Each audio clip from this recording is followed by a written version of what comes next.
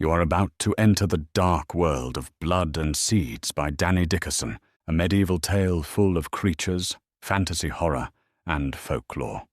A story with roots as deep as the beginning of time and myth so intricate and detailed, you may begin to believe it's actually true.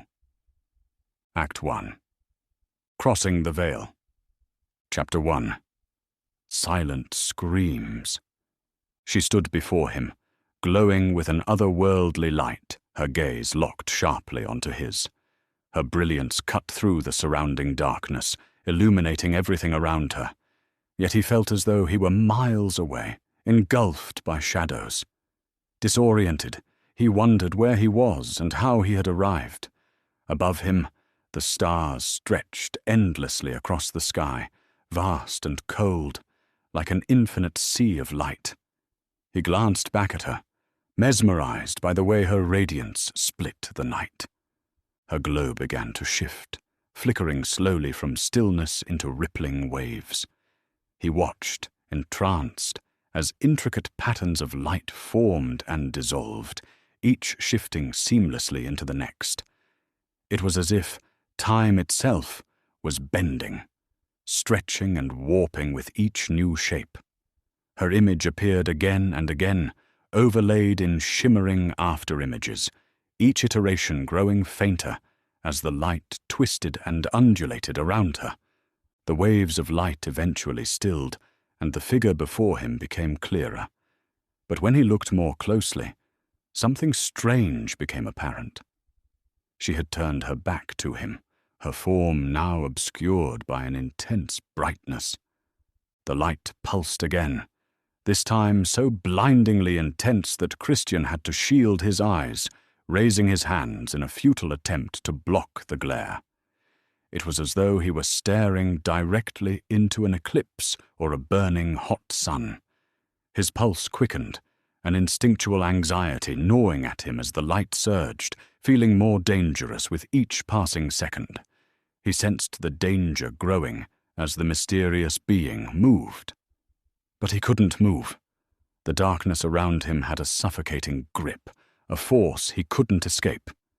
Suddenly, Julie was far to his left, and as she began to advance, her light flickered erratically, like a strobe. The intensity of it hurt his eyes, but he couldn't look away. Fear swirled inside him, the terror of what was coming, and yet his body refused to react.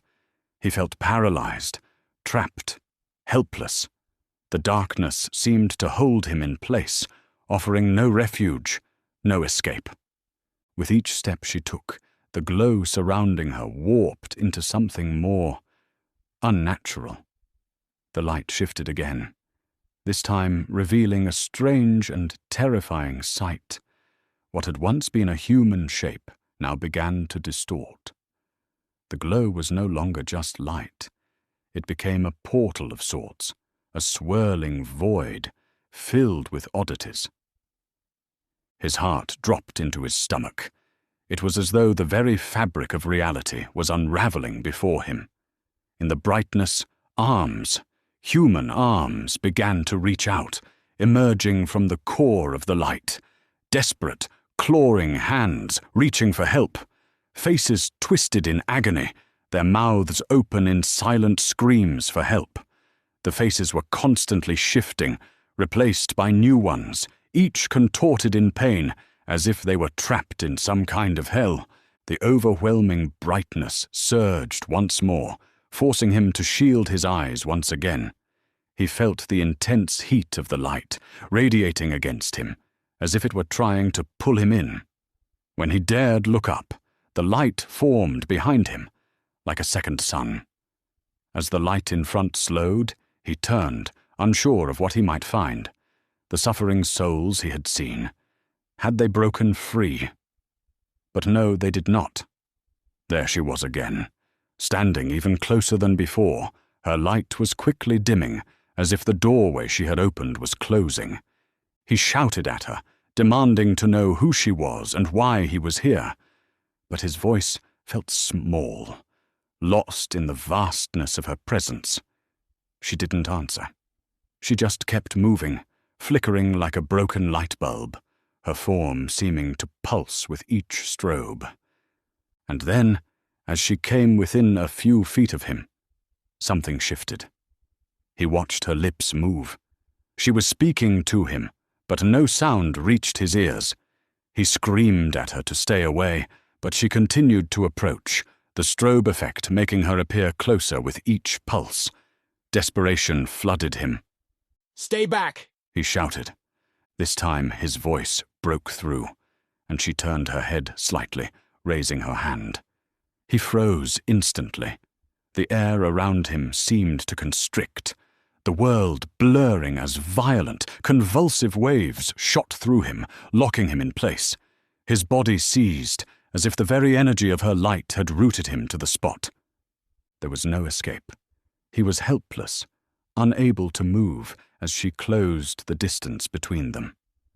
The horror of her presence intensified with every passing second. As she stood before him, he could finally see her face. His breath caught in his throat. It was Julie, his wife, the woman he had lost. "Julie?" His voice trembled, desperate. Her expression was filled with fear, as though she was trying to warn him about something, but no words came from her lips. Only the frantic, silent gestures of someone trying to communicate a terrible truth. Her movements grew jerky, unnatural, as if she were fighting against some invisible force, her panic growing with each passing moment. Then she suddenly stopped. Her gaze shifted behind him, her eyes wide with terror. He turned, following her gaze. The darkness around him seemed to recede for a brief moment, revealing a familiar sight. The forest he last remembered. The forest of Bear Mountain. But something was wrong. The forest had changed. It was dark, twisted, and sinister. As he called out to Julie, his voice was swallowed by the darkness. The forest seemed to drink in his screams, as if collecting them like trophies. He felt lost, adrift in a sea of confusion and fear as he peered around. Once again, he turned to look at Julie. She was right in front of him. Her expression had changed. No longer silent, she opened her mouth and screamed, loud and clear. The name, Bloody Mary. The words pierced the air like a dagger, and in that moment, everything shattered.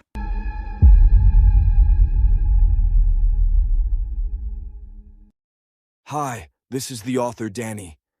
If you want to know what happens next, read Blood and Seeds, available on Amazon, or if you'd like a signed copy, contact me directly through my site, DannyDickerson.com. The full audiobook is coming soon, and I have plenty of short stories that are free to read or listen to. Take care, and I hope to see you in my many creative worlds soon.